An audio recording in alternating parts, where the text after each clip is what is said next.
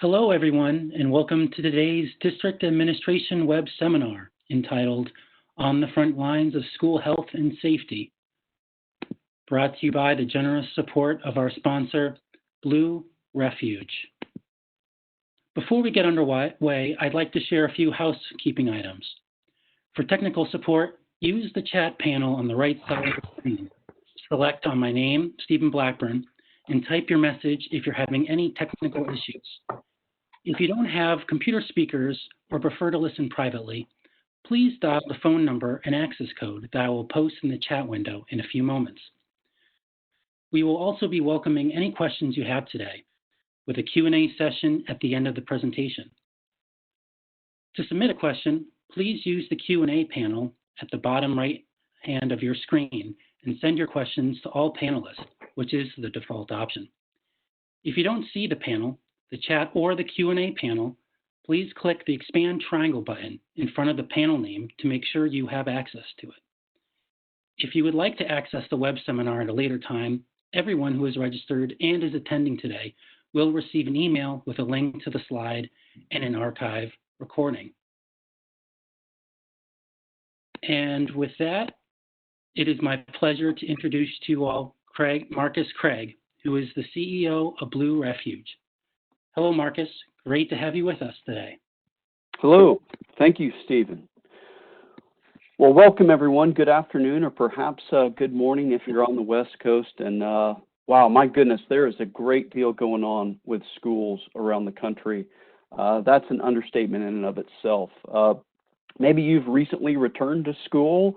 You're about to return to school. Maybe your district is entertaining virtual learning or distance learning or a combination thereof.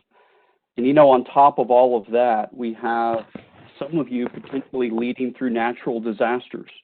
We have forest fires on the West Coast and smoke, and we have hurricanes in the Gulf. So for starters, thank you not only for being here today and joining us, but thank you for your leadership. Now more than ever, do we need leaders in schools and in communities?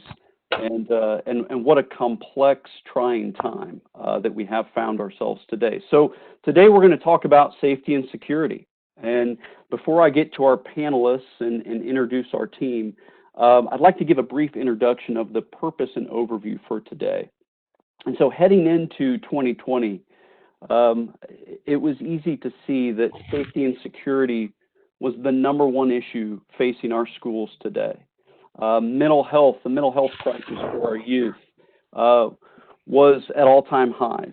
And this was evidenced by suicide rates skyrocketing and seeing suicide in the preteen years. And so then, of course, we overlay a pandemic with that. And we see mental health plummet even further, right? And so as school districts have transitioned into policy and protocol and providing health and safety measures from sanitization and procedures, we believe that safety and security is going to transition back to center stage as kids and our students and teachers and faculty return to schools. And so today we're going to talk about mental health, we're going to talk about safety and security, school leadership. We're going to look at the correlation of mental health and school safety. We're going to talk about planning and preemptively addressing these issues. And we have three experts with us here today. And allow me to go ahead and introduce these gentlemen, and then I'll explain the format. So first we have Chief Paul Kearney, who served for 21 years in our military and the Air Force. Chief Kearney is currently the police chief of Argyle Independent School District in Texas. I know Chief Kearney, from his perspective, he would say there's a lot of work to be done, but I will tell you that he and his team have built a tremendous program and a proactive approach at that school district. Under his leadership, even this year, the National Association of School Resource Officers awarded him the 2020 Model Agency Award. Next, we have John Ebert. John is one of ours at Blue Refuge. He's our Director of Prevention Services. John has over 15 years of experience in mental health. He spent the majority of his career in high-risk environments in alternative day schools training faculty around risk behavior identification and therapeutic interactions. And under his leadership, he has helped build the Victory Mental Health model and program at Blue Refuge, which we are tremendously excited about. And finally, we have Jeff Rose. Jeff Rose is a former superintendent of Fulton County Schools here in Georgia, one of the largest districts in the state. He also spent time in Oregon leading a couple of school districts out there, and he currently is the founder and president of Leading Ed Solutions, which is a collaborative learning, leadership learning experience. I've personally had the opportunity to participate in a couple of Jeff's leadership seminars and programs, and they are phenomenal. So I'm excited to get started. What we're going to do from a format standpoint is we're simply going to ask our panelists a question and hear the different perspectives of mental health, security, school leadership. And then what we'll do is we'll intermingle a couple of polls throughout to get you involved and hear your thoughts. And then as Stephen referenced, we will close it out with a Q&A session. And we would ask that you direct your questions to a particular panel member. So that being said, let's go ahead and jump into the content. Okay, so gentlemen, our first question is, what is your greatest concern for schools as they return post-pandemic? And John, we're going to go ahead and start with you on this one. Okay, thanks so much, Marcus. I think in answering that question, it's important that we go back and look at what the backdrop was when COVID came about back in the early part of the year. We were seeing a population of young people that were already struggling with conditions such as anxiety and depression and suicidality, and they were at all-time highs back in March. We had seen trends for the past 15 or 20 years that were certainly not going in favorable directions. So that's the backdrop to when COVID came about. So what we're looking at now is an already distressed student population that was dealing with previous mental health issues, and now they are returning to campuses after extended periods of social isolation, possible family turmoil, whether it's the illness of a family member or economic issues that the family is having to address. Certainly there have been major shifts in routine. I think that we've all felt those shifts and not being able to go about and move about as we have become accustomed to. And then finally, you have kids that have been exposed to abuse and neglect that were dealing with complex trauma. And if you can imagine, these same kids were under shelter-in-place orders, so they weren't able to escape the traumatic environment that was actually producing significant mental health issues with them. And so the impact of that we're seeing with the foundation of mental health that students were already dealing with, that is certainly going to have an impact on kids, not only as they return to campuses, but as they return to your classrooms as well. Right. So John, and basically augmenting the mental health issue that was already present, right? Absolutely. Okay. Jeff, what say you? You know, I think I'm going to piggyback on what John said. I think what I know is that school district leaders pre-COVID were aware of this challenge. I think that if you were to have asked a year ago, my colleagues, people who are leading school districts, what their number one issue or concern would be, they would list SEL. They would list anxiety and mental health as this number one topic. We know that for the past 5 years and decade, the teachers have reported this as the biggest concern among students. And they list this above some of the academic needs that we know are also really important. And so, you know, the fact is these SEL issues are complex, they're comprehensive, and we also know the school environment can be a contributor to that, actually, which is unfortunate. It's unintentional, but there are stresses and anxieties that come with being in school for a variety of reasons. I often believe that many of the challenges that we experience in our society land in schools, and we do our best to help students through that. But the very fact is, many of our systems within schools also create anxiety. And so the student demands that have grown and the impact that's had on their psyche, the dilemma is, teachers' responsibilities have also grown. So, at one point in time, if you were to have asked, what is a teacher's role 20 plus years ago, it was really focused on curriculum development, instruction, pedagogy, delivering of content, and, that has clearly shifted. It's the right shift because it's aligned to the needs of students, but it's shifted, right? So our educators, our teachers are advocates, they're disciplinarians, they're mediators, they're mentors. They're now actually asked to be in support of some of these mental, health issues. And it's really challenging because that is not always what teachers are equipped to do. They have a passion and a heart for that. It's what often drove them into the profession, but it doesn't mean that they're an expert. And then some people assume, well, you have your counselors. We have counselors in schools. Well, the fact is we don't, right? And we do have counselors, but know that reductions of the counseling kind of staff over years in school, at least over the past 2 decades, has been extreme. The high school counselors that have now caseloads in the hundreds. So how can we expect, say, high school counselors to really focus on some of these social emotional needs of students when they may have 350, 450, 600 students on their caseload? Well, that's obviously unrealistic.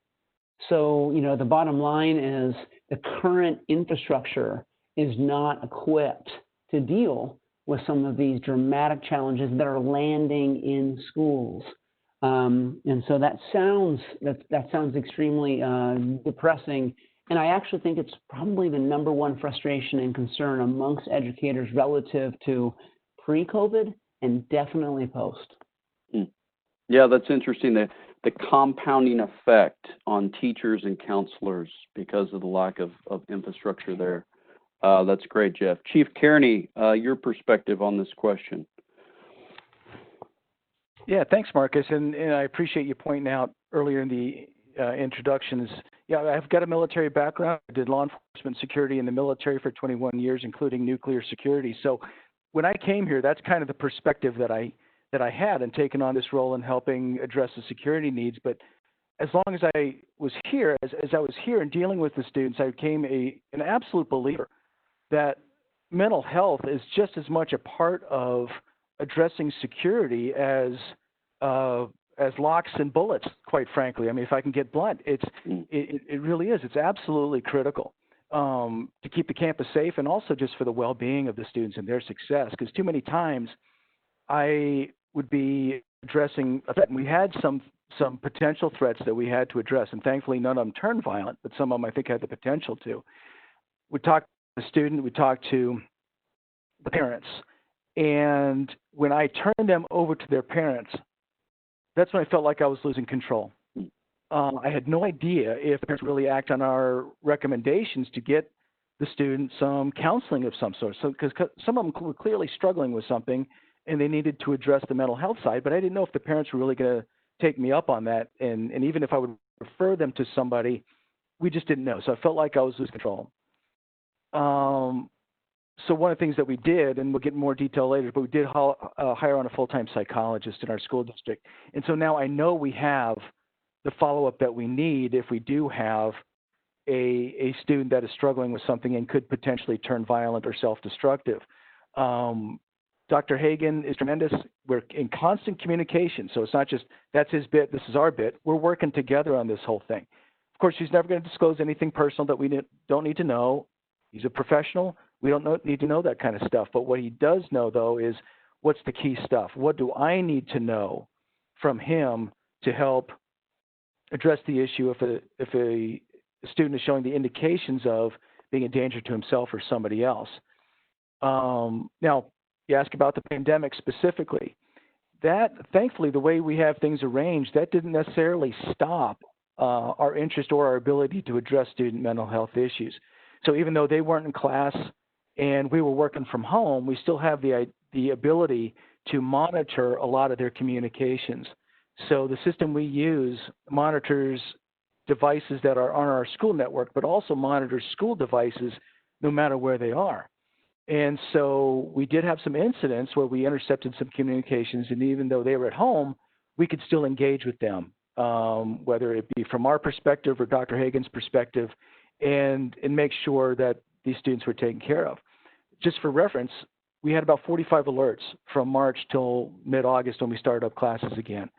Some of them didn't really require a whole lot of response, but some of them did. And it was good to know that we had this team in place that if something did come up, somebody would take the lead on it and would circle back with the rest of us and make sure we saw the whole thing to completion. Yeah, that's great. That's great. Thank you, Chief. And so I guess to wrap up this question before we move to the second, consensus on mental health being the concern, comments around it layering on top of a current crisis, more and more demands on teachers and guidance counselors, and then as Chief Kearney said, the need to kind of interweave mental health with safety and security and make those two work together in conjunction. So that's great. That's great perspective. Let's go ahead and go to question number 2. Again, you'll have an opportunity at the end to offer up Q&A to our panelists, but let's move into the second question. Describe to me the shift that you're seeing on school campuses regarding health and safety. A little bit of background of this is there seems to be, and I'm not going to point you in any directions on your answers, but there are trends and there are things that are shaping health and safety. What are you seeing on school campuses from your perspective? Let's go ahead and start with, Jeff, go ahead. Sorry. Yeah, so, first off, the safety tends to be a really extensive umbrella, right? So, for example, we were just talking about social-emotional issues of students. That is safety, right? That falls under the umbrella of safety, as Paul was mentioning. And so I think it's important that we try to describe this, that the dilemma is the safety umbrella has just grown. It just continues to grow. So, the shift, fire safety and weather emergency for being preparedness, that's one way we described safety in the past, right? And now, right, and we've really shifted to prevention through mental health programs and proactive threat preparedness. So it's changed dramatically. What is the importance of a fire drill now in comparison to, say, making sure students are prepared for potentially an active shooter, right? Things have just, unfortunately, sometimes, shifted. And now there's so much content and media pressure from our community at the local, state, and national politics are driving these demands for higher levels of school responsibility and accountability. So as the needs continue, the expectations amongst these political realms on schools is that schools continue to up our game relative to issues of safety. So, pre-COVID, we're talking about, you remember the debate around, the pros and cons of teachers carrying guns.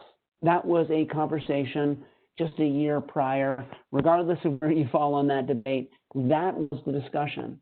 In the meantime, suicides continue to increase.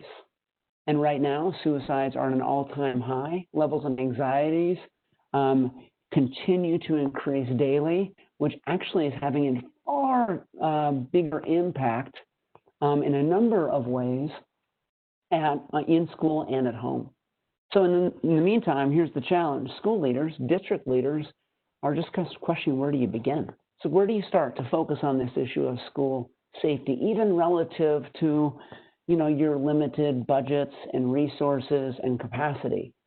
So which piece to the puzzle do you kind of place first, and then in what order? So how do you connect your strategies, your departments, your solutions for greater impact? And most importantly, where do you find expertise as it comes to something like this? Because right now we're in a place where there is no playbook. So there is no one way to manage what we are already managing and then COVID. And then to your point, Marcus, add something as dramatic as what's happening on the West Coast right now. So you add that to the mix. Now, how do you do that? Well, there being no playbook, what's really important is that leaders start to look beyond themselves, their local environment, and truly search out expertise as best they can find in an environment like this, because it is complex. And my last budget was $1.5 billion per year. That seems like a lot, but with 96 schools, when you look at the resources, we knew we never had enough to cover what we needed to in regards to the umbrella of safety. So we were constantly having to make choices based upon priorities aligned to needs, and that was just extremely complex. Yeah, that's great. Thank you, Jeff. Yeah, the growing dilemma of everything, all the facets of safety, and then the expectations that are also accompanied with that, present some significant challenges. That's great. John, let's go to you next. Yeah, Jeff made mention of the numbers that we're seeing, and I know in some way, shape, or form we've all seen the data because there's an abundant amount of it. But let's put things in perspective. When it comes to the shifts that we're seeing and what we mean by really a mental health epidemic, over the course of this webinar, okay, in an hour's time, there are going to be 160 individuals that are going to attempt suicide in the U.S. alone. There are going to be 132 successful suicides today in the U.S. alone. And for the age group that we are all working at, from young people that are as young as age 10 up to the age of 24, it's the third leading cause of death in that age group. It's approaching the second.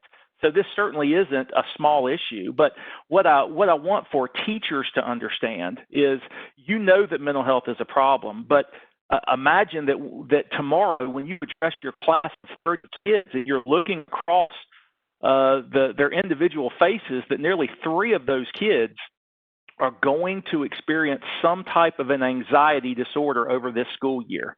And when your next class arrives, 3 more of those kids are going to experience an anxiety disorder. Those are the kinds of shifts that we're seeing for our administrators.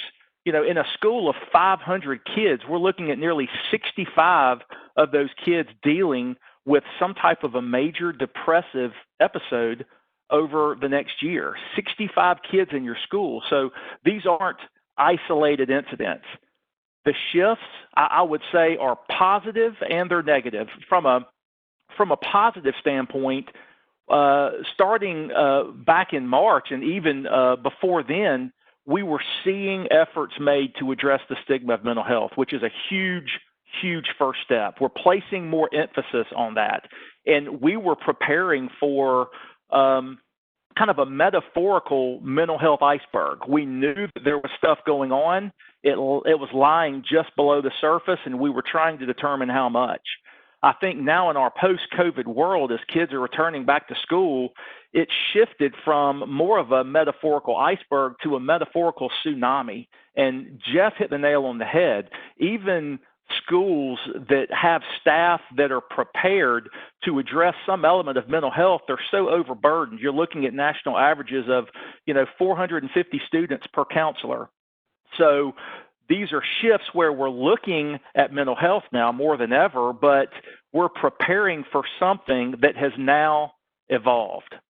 And we have to understand that with numbers like we've never seen before, we're going to have to respond and have a shift in perception like we've never had before. It's embedded in really the very fabric of the students that we're working with now. Okay, thank you, John. Wow, those stats you reference are staggering. And what I'm hearing you say is the plus side is that the emphasis is on mental health. Kind of going back to Jeff's comments earlier, the negative is we need the support structure. Now that we are aware of it, we've got to have the support structure to address it. Right? Okay. Chief Kearney, your thoughts on this? Yeah, John, I echo what Marcus just said. I mean, some of the statistics you say, it speaks volumes. And what you're talking about is exactly, as I've been working here, I started here full-time district in 2015, and like I said, when we first got started, the foundation that we had to build on as far as how the school district, I'll get into the details of it later, but wanting to address violent threats and issues in the school was very good. And so I was working on that. But what I noticed as I was working here, in spite of that good foundation, there's a massive, massive gap that I was finding. And that gap really was that comprehensive approach to was the mental health part of the whole comprehensive picture. And so even though the rest of it was very good, there was just this glaring gap. And let me explain to you what I saw in this gap. One of them, you know, of course, in my role, I'm going to be dealing with a lot of the troublemakers, substance abusers, et cetera. As I'm dealing with them, I'm realizing a lot of these kids aren't inherently evil. And I know that, you know, it sounds like a brilliant flash of the obvious, but I'm sitting there talking to them, and even though some of them are significant thorns in our side just because of their behavior and a lot of times substance abuse, they're not evil kids. A lot of them were using the substances or the poor behavior as a means of coping with struggles that they were going to. And I thought about it, and you know what? I can only change so much behavior with handcuffs and a trip to the county jail. But that doesn't get to the root of the problem, does it? It really doesn't. And so I really thought, you know what? We've got to get a little bit further before I have to do something along those lines, because I really don't want to have to do that if I can avoid it. Now, let's go to the other side. Sometimes I was dealing with kids that were not troublemakers at all, but they themselves were victims of trauma or maltreatment. I know some cases like sexual assault that they had experienced. That's not their fault, but they're still dealing with it, and that starts to manifest itself. And the problem, as I alluded to before, was that it was a crapshoot whether or not they'd get the professional mental health that they needed once I released them to their parents or recommended that to their parents. And I just knew that these unaddressed issues, even if not now in school, would later, though, manifest themselves if we didn't address them as soon as possible. Let's talk about school shootings real quick, because that's one of the main reasons I stood up my department and the other things that we're doing. After school shooting, you always hear that from the people that were there. We knew it was that guy. We knew that was the guy. Well, then why didn't anybody do anything about it? You know, and the times that people did do something, whether mental health or otherwise, the lack of communication between the mental health world and law enforcement world was clearly a problem. They just weren't really coming together. So we needed somebody. I thought we need somebody here in the district that can give that follow-up for those trouble students, and that could be part of my team and communicate together to make sure we never drop the ball if we do have that guy here in the school.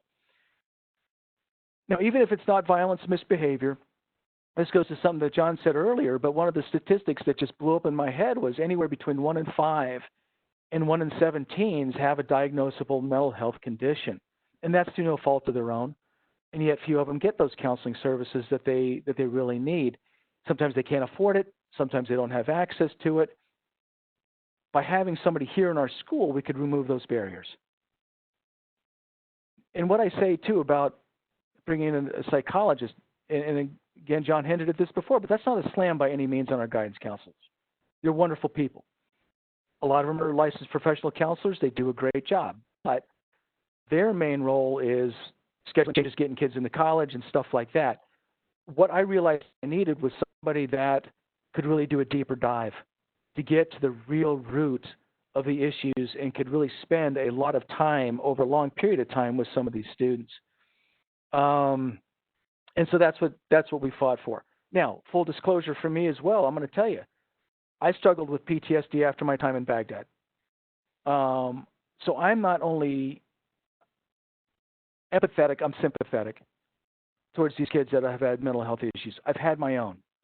And that also, I think, makes me more sensitive to the signs of mental health struggles. So when I see a kid come into my office, sometimes I got that sense going off, like, I think I know where we're going with this. But I do share my struggle with some students. So I want to let them know that there is help available for one thing. They're not a lost cause, and there's nothing that they need to be ashamed of. I'm trying to remove that stigma from them if they do have something that they're struggling through. I'm the last person that's gonna judge them.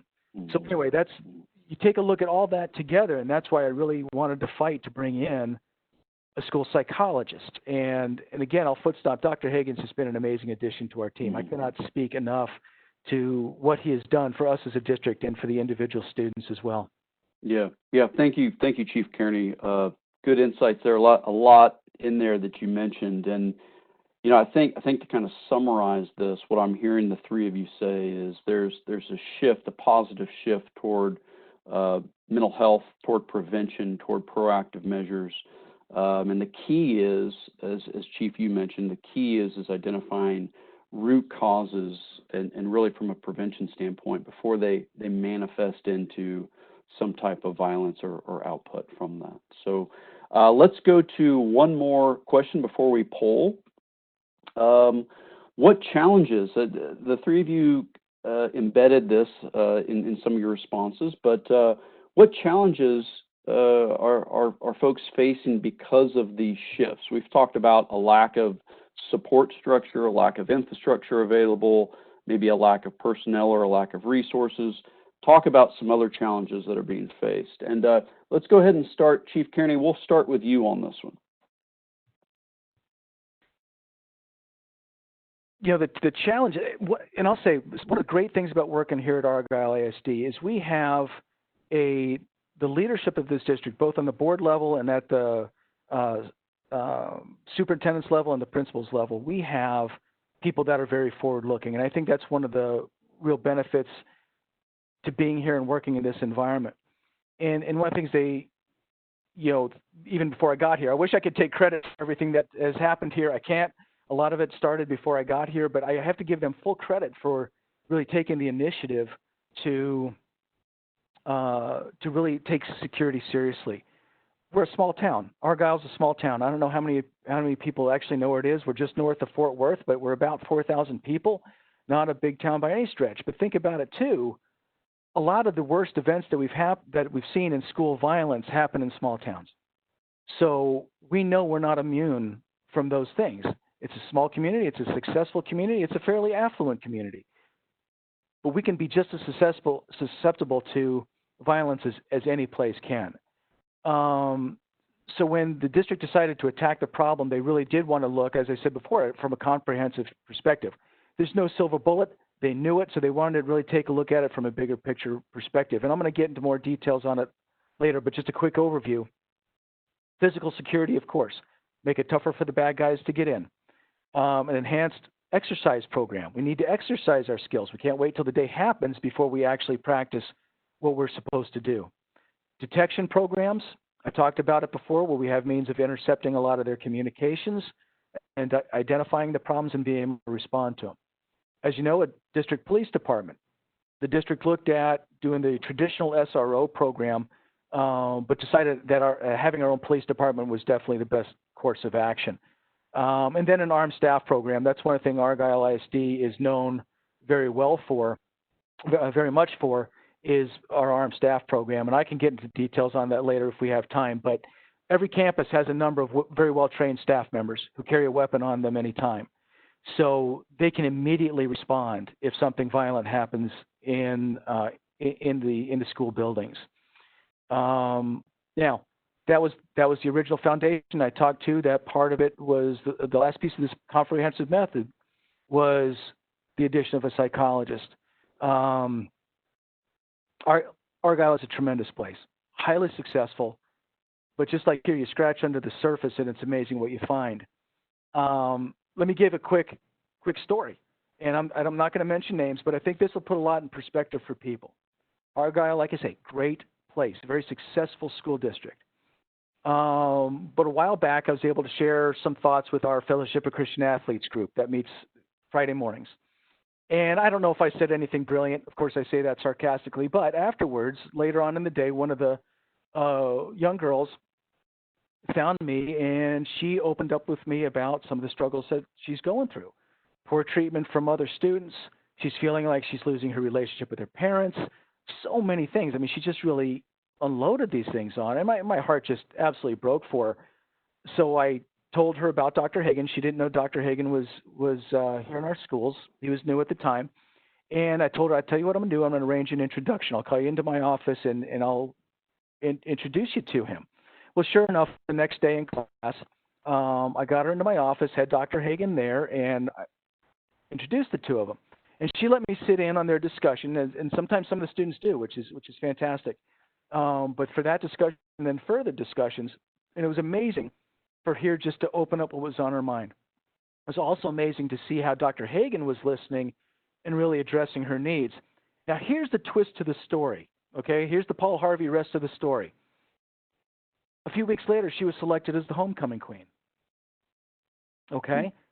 The irony was not lost on her or me. So here we have a pretty, popular, successful, smart, talented, ambitious student who was struggling with her own mental health. From the outside, she looked like she had everything. And yet she was struggling so much here. And I am happy to say that because of Dr. Hagen's efforts and this team addressing her needs, she was able to rebuild her relationship with her parents. She graduated successfully, did so well, and now she's doing just a great job at the university she's attended. So we think about mental health, and it's not just the substance abusers, the problem children. Sometimes it's even our most successful students that are struggling, and we need to help address their issues. Yeah, great perspective, Chief Kearney. Mental health infiltrates everywhere, right? That's great. Jeff, let's go to you on this one. What challenges do you see out there addressing the school safety shifts? Jeff, you're on mute. There's always somebody who does that. I'm that guy. So the word there is shift, and that shift has created this really interesting kind of rub, so to speak. And in my mind, it's not a but, one compared to the next. It's an and how you attack the and. And it's been mentioned, right? We've been talking about these unprecedented rises in mental health disorders, right? And yet, administrators, whether they're building or central office administrators, are constantly being inundated with how they create safety in the school, whether they be, innovative widgets or traditional things that we just naturally recommend we need to create a safe environment. Whether it be perimeter protection for external threat. And those things are important, so I'm not saying they're not. It's an and. It's an and. So, because, here's the dilemma. 95% of threats come from within the walls of the school. 95%. So they come from students who, not a perpetrator from outside, but the very people who are supposed to be present in the hallways and classrooms. So secondly, we take this knowledge and of student safety, and then you look at what is the public demanding. So as I was mentioning before, it wasn't long ago, the public was demanding, and I was in the seat. I remember it well. I remember what it was like at a school board meeting with people demanding, we want, right, armed officers in every school. We want, perimeter protection, fencing, and cameras, and, locks on every doors. And, we want all of these things that are very important. But in the meantime, the dilemma is cameras and fencing. They may make you feel comfortable, and it's not a bad idea. They may not be innovative and maybe sends a proactive message to the community, but it doesn't solve the 95% issue I just described. So once again, it's and. So administrators or leaders are tasked with, sometimes, this, what I call them duct tape and chicken wire strategies to be able to somehow bridge that and that creates this really interesting dilemma. It's almost a political dilemma. So it sounds like I'm just creating this, really unfortunate challenge without a solution. I don't have the silver bullet in this situation, no pun intended. But my point is, there is a huge opportunity coming because the challenges are becoming so obvious. I promise the next year, 2, 3 years relative to what we're going to experience with some of these mental, social, emotional issues kids start bringing at higher levels we've ever experienced. That helps us with this debate. No longer should we have to have the debate. I think there's going to be a ripe opportunity for us to start focusing on some of these specific needs without maybe it becoming as political as it was in the past. That seems just crazy for me to say in this current environment. It is a prediction, but I do think there will be an opportunity for leadership to start attacking and really focus on some of these issues that kids are bringing to the table at a different level because it's going to be so prominent. And by the way, you know who really know about these challenges right now? Families. Families have been with their children or struggling with their children in some way, shape, or form. I guarantee they are seeing nuance to their own children and starting to think and just can't wait for the day they're back in school from many parts of the country. I think there's going to be an opportunity. I don't have the answer, but it is my ray of hope amidst all of this challenge. Okay, thank you, Jeff. Yeah, I love that idea of it starting with families. That's great, and an interesting shift into internal threats, right? And both you and Chief Kearney alluded to a layered or comprehensive approach to school safety, which is actually backed by the Federal Commission on School Safety in a recent COPS report. So great, thank you very much, John. Let's hear from you now. John, you're also on mute. I had to one-up you, Jeff. There you go. I think from a mental health standpoint, really the challenge here is that not only is perspective reality, but perspective is powerful. And when we look at the way that the perspectives of our young people are influenced and impacted, it's pretty extreme. Chief Kearney mentioned the story about the young lady that he worked with, and the fact of the matter is that our young people are living in a world right now that's filled with constant comparisons. They are continually evaluating like this intrinsic value that they place on themselves based on extrinsic properties. It's based on what it is that they're seeing, the bar that they're comparing themselves to. And as technology advances, to take this one step further, the divide between fantasy and reality is going to grow and become blurred. Think about this. We're living in a world that's becoming more and more difficult to determine what truth is. We're seeing that right now, even in our news cycles, where you're seeing stories on the news that are being fact-checked, or there are boxes throughout social media where it's disputing things that people are reading and incorporating and acting on based on the fact that they feel it's truth, and it's not. This is having extreme impacts on how students are seeing and reacting to the world around them. When you look at a basic tenet of mental health, it's how we interpret the things that are happening around us. And then our emotional health is, of course, how we in turn respond to our interpretations. But if we are questioning what is truly fact within our environment, we're going to constantly question how to respond to it. And the second guessing that we go through is tiring and it's anxiety provoking. And that is clearly one of the reasons why anxiety in particular is spiking at levels like we've never seen. We've mentioned teachers and a lot of the responsibility that's been put on them. And I had a training a few weeks ago where I looked at teachers and I told them, this is not your responsibility as teachers. It's not. You wear many hats and this isn't one of them. But I want for teachers, administrators, parents, we've mentioned all of these groups individually, but we all have an opportunity. Okay, we all have an opportunity to impact kids, and right now I think the problem that we're facing is how do we do that? How can we come together and support what the others are doing? In addition, the role, as Jeff mentioned at the beginning of this webinar, of counselors is changing. We have counselors that used to be able to fit the bill when it came to the occasional mental health thing, but their primary roles were, in college prep and testing, and we're seeing that problematic shift where a lot of the responsibility is being placed on people that simply don't have the background or the training to address it. So lack of training, lack of protocol, among other things, I think are challenges that we're going to have to continue to address as we move forward. Okay, great. So equipping those, right, on the front lines to better deal with it.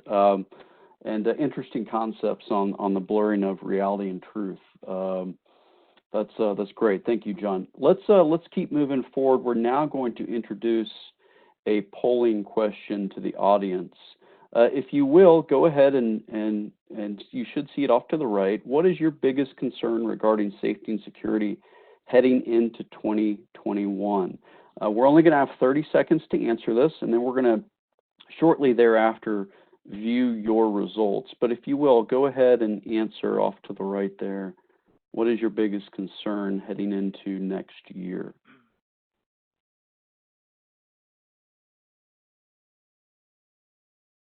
We have concluded the poll, and just one here while Stephen compiles the results. And it looks like, wow, 50% say addressing mental health decline, right, which is very germane to the conversation that we're having today. And then it looks like kind of the two second place are for addressing violent behavior from stresses and anxiety, and also the budgetary needs for security features. Very, very, very interesting. Let's keep moving forward with respect to time. Gentlemen, we do have just about 14 minutes, and we wanted to leave time for Q&A at the end. If you will, try to be succinct in your responses here. I know of all questions, the one about the solution is not the really one we want to cut short. But let's go ahead and Jeff, we're going to start with you on this one. Hey, what's the solution in your opinion?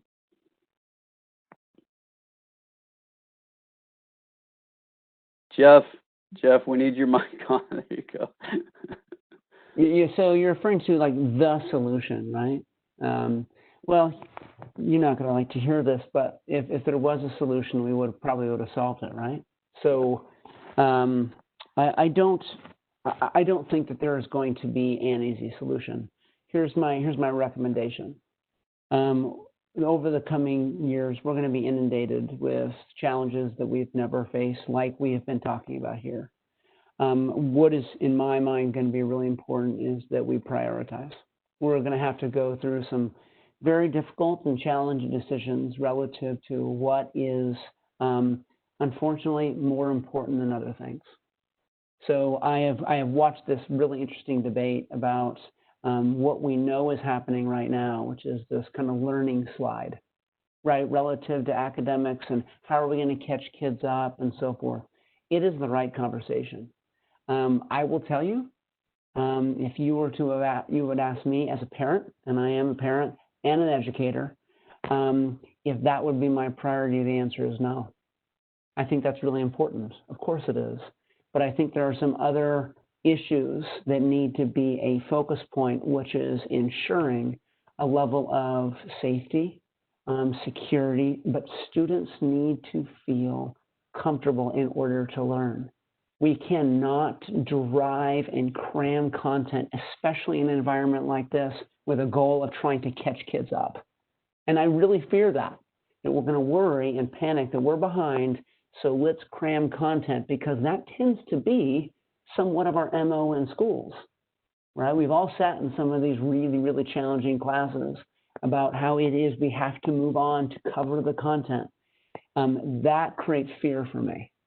So I would rather ensure that we are creating the structure and support so students feel loved in schools, so that they can catch up, that they do have a connection with an adult in the school that's based upon relationship, which in many ways should be the bedrock, the foundation of our instructional practices anyway. So my overall focus here is prioritize. Prioritize to enable effective learning, right? Okay, yeah. Thank you, Jeff. John, let's go to you. For me, I think to put it as succinctly as I can, it takes a village. You know, we've alluded to all of the players that are in this, from parents to teachers to administrators. It's going to take a consolidated effort from everyone in order to address this problem. And I know that's one of the reasons why that the mental health program that we've established at Blue Refuge is so intentional in partnerships that are being developed, not just with schools, but also with nonprofits, with families, mental health initiatives that are addressing the needs of a variety of different groups, we can't just place the responsibility on any one demographic. It's too big and it's too overwhelming. And the fact of the matter is, it's only going to exacerbate their mental health. Each one of us are uniquely qualified, and I want to stress that. We are uniquely qualified based on our skill set in order to have a positive impact on the mental health crisis that's impacting kids. Yes, we're dealing with a pandemic. Yes, at some point we are going to see this fade away, for lack of a better word, but the impacts of mental health are going to be here long after discussions surrounding COVID have ended. So in summary, the solution is multi-pronged, and we have to make sure that we are all partnering together so we're rowing in the same direction. Great. Yeah, we all play a role. Great. Thank you, John. Chief Kearney, we're going to go ahead and transition. I know for your answer, we're going to transition to a case study of Argyle Independent School District. If you will, kind of walk us through a little bit of the background of Argyle and describe as part of your answer to the solution on maybe what you and your team and leadership at the district have been able to accomplish. I sure will. So like I said, Argyle is really kind of a small town, just about 4,000 people. And we're just north of Fort Worth, just right up through 77, 35W, right there, just south of Denton. And so it's still kind of a rural feel where we are, but for perspective's sake, we're only about 20 minutes from DFW Airport. The size that we're dealing with is 5 different campuses, 10 different buildings, and about 3,000 students. In fact, it's kind of funny because our student population is almost bigger than is almost the same size as the whole town of Argyle. Let me explain that for a second. Our district actually encompasses more than just the town of Argyle itself, but also 4 different municipalities, plus a lot of unincorporated parts of Denton County. And that kind of that's a key feature here when I talk about why it was critical for us to stand up our own police department. But really for us, before I even got here, the flashpoint for this school district was the Sandy Hook Elementary School shootings. We're a small town. These things happen in small towns. And the board members realized they had to act. They couldn't wait for something to happen before they took action. In fact, one of the school board members said, and I heard this, of course, after the fact, but he said, and I thought it was absolutely profound, he says, "I'm not prepared to go to 20 funerals of our students." And I mean, that if you don't get chills thinking about that, then you're not listening, okay? I mean, could you imagine that, having to go to 20 different funerals because we as leadership do our job, okay? And that was a critical point. They realized they had to act. So what they decided to do is sit and develop this comprehensive program. And I'm glad they had the knowledge and the wisdom ahead of time to realize, as we've already said so many times, there is no silver bullet to this whole thing. We need to take a look broadly and see what all tools we have at our disposal to make this a successful program. And the goal is really prevent and respond to an active shooter and other threats. The second one, create a sense of security for students and staff and family. Jeff mentioned this a few minutes ago, that sense of safety and security among our students is absolutely critical to create a proper learning environment. If they're always scared for some reason, coming to school, they're not going to be able to learn. And I kind of fast forward a little bit. I talk to some of the students, and they say seeing this uniform around campus, knowing that there's teachers carrying weapons, gives them that sense of security. So the starting point, okay, they explored multiple possibilities. Nothing for them was off the table whatsoever. They were going to take a look at every possibility that they could, every option, and explore them and see what's the best fit. And again, I'll foot stomp one of the major strengths of this district. They are not afraid to innovate. They're not afraid to take a risk, and let's try something and see if it works. So the focus areas, as I said before, physical security, building a police department, having our armed staff program, doing major exercises, really increasing our practice on these events, and then also the detection as well. Chief, let's take a quick Go ahead. minute to talk through the end results of that plan, if you will. Okay. What were some of the outputs of that? Okay, and and then, of course, we did add, as I said before, the mental health side of it. So what we're developing is a good defense in depth plan. That's a good military term. The defense in depth plan, a number of different ways to attack these problems. So the results really were that sense of security and safety for all of them, students, staff, and parents. The parents are not afraid when they drop off their students anymore. The students feel good about being here. Detecting students with issues and addressing them, whether it's through the constant teacher communication with us because they know their students better than we do, whether it's our ways of detecting these threats through the communications, we can detect these issues and address them before they become a problem. We've developed an amazing rapport with the students. We've developed those relationships. And by the way, and those take time, by the way. That doesn't happen overnight. That takes time to develop. So you may still see issues a year or two into it, but given time, when you've developed those relationships with your students, that's when you really start to see the results of it. Using the law as a learning tool first, rather than referring to the courts. We only refer to the courts if necessary. Sometimes I'll have a conversation with the students. They may have clearly broken the law, but my intent of having a conversation is like, look, pal, here's what the law is. Here's what you did. I could take you to court right now and I'd win, but I'm not going to do that this time. Okay, so it's kind of like they're shot across the bow. They're in a dangerous area, but I've very rarely referred things to courts. I don't want to. That for me is a last result. We mentioned the award that we got. Of course, we're really proud of it, but one of the reasons we really submitted for that, also wanted to be a part of this program, is because I think we've done things that the other districts can emulate. Are we sitting back on our laurels and pretending like we've got it all nailed? By no means. We're always looking for reasons and ways to improve. But to the folks that are listening, there is hope. There are ways that we can address these issues and address them before they become dangerous problems. We're obviously here as a resource for anybody if they want to talk more in depth on any of these issues. But I think we have built a team of success. Our ISD is the district of choice. We're very successful in athletics and academics. We've won the Lone Star Cup, I think, 7 years in a row now. But oftentimes, when new people come here, one of the reasons they say is because we know Argyle is a safe school district and we want to be a part of it. Yep, that's great. Thanks, Chief. Appreciate the insights, and again, congratulations on the plan that you and your leadership have built there. What we're going to do next is we're going to go ahead and skip through the polling question. I realize we have about 3 minutes left in the call.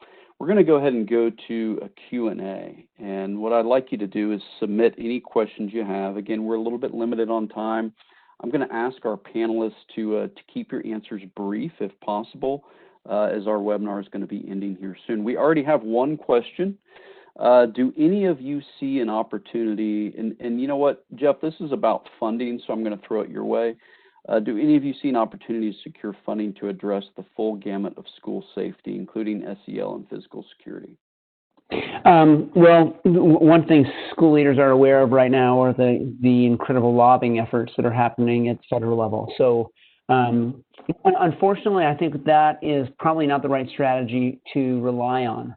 I think that your state and federal lobbying efforts are really, really important, specific to securing funding, because we can't rely on the old budget to solve our new challenge.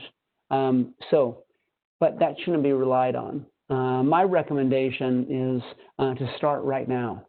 So one thing that most CFOs are probably focusing on, I hope that they're focusing on, well, I know some are, put it that way, is next year.